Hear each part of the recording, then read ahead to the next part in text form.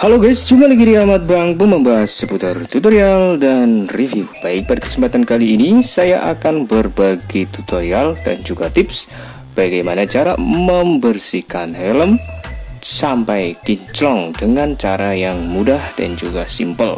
Yang akan kita gunakan di sini adalah kit motor multiguna. Ini kalau yang saset kurang lebih harganya sekitar 2.500 sampai dengan 3.000 rupiah.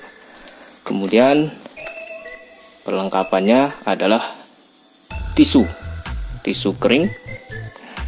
Caranya mudah, kita langsung saja aplikasikan kit multiguna ini seperti hanya kita mengelap bodi sepeda motor.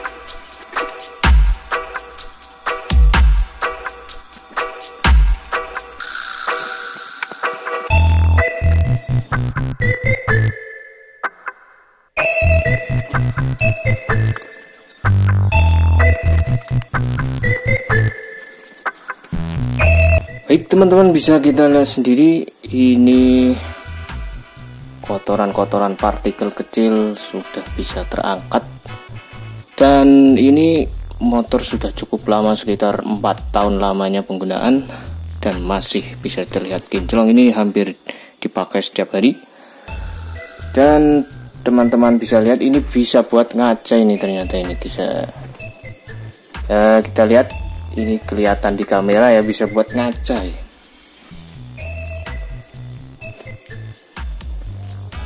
Oke, itu tadi tutorial atau tips cara membersihkan, mengkilapkan permukaan helm.